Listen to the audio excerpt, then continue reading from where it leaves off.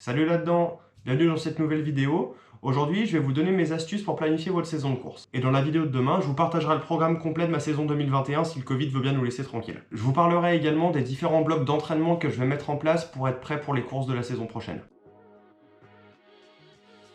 On commence tout de suite avec le premier point de la planification qui est le plus important pour moi, c'est le plaisir.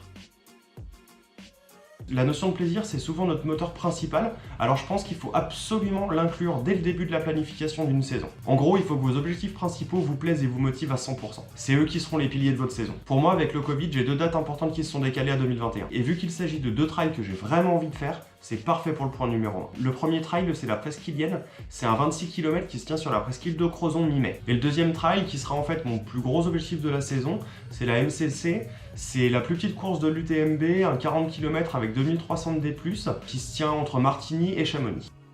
Le point numéro 2 et qui me semble essentiel, c'est de bien préparer ses objectifs.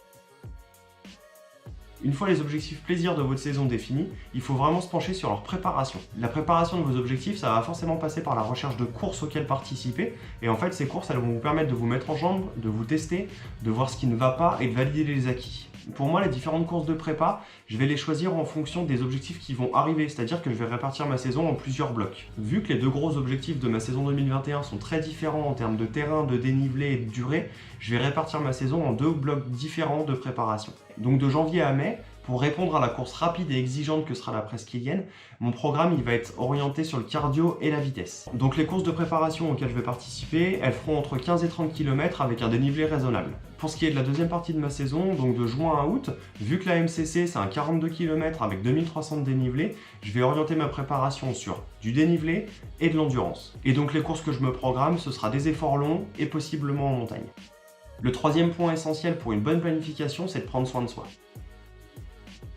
Préparer et atteindre un ou plusieurs objectifs, c'est fatigant, éreintant, épuisant, donc il faut savoir prendre du temps pour soi de temps en temps et se reposer. Pour moi, chaque bloc entraînement, prépa, objectif, ça doit être suivi forcément d'une dizaine de jours de repos. Et c'est un repos aussi bien physique que mental, c'est-à-dire ne pas trop en demander à son corps après des gros objectifs, mais aussi savoir déconnecter. Pour la saison qui arrive, après chaque gros objectif, je vais m'imposer 10 jours de repos. Bon, évidemment, on est d'accord, c'est pas 10 jours à ne rien faire et à glander sur le canapé. Ça va plutôt être 10 jours à sortir quand je veux, à aller courir comme je veux, en gros, à ne pas me prendre la tête avec un plan d'entraînement précis.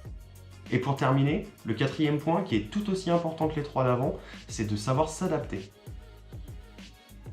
Entre les blessures, les annulations de courses, les tirages au sort décevants, il faut absolument savoir s'adapter et rester motivé tout au long de l'année. Si vous vous inscrivez sur une course où il y a un tirage au sort, n'hésitez pas à prévoir un plan B au cas où ça ne passe pas. Et plutôt que d'être déçu une fois le tirage au sort arrivé, il vaut mieux se dire « Ok, c'est cool, j'ai une autre course de prévue ». Et aujourd'hui, j'en ai eu le parfait exemple. J'avais tenté l'inscription au marathon du Mont Blanc, sauf que le tirage au sort a été fait aujourd'hui et j'ai pas été pris. Et ben au final, c'est pas grave parce que j'ai un super plan B qui s'annonce à la place.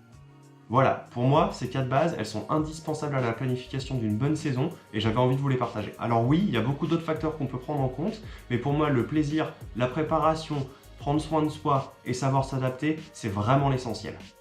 J'espère vraiment que ces petites astuces vous aideront pour la planification de votre saison. Et évidemment, si vous avez des petites techniques à partager, n'hésitez pas à le faire en commentaire.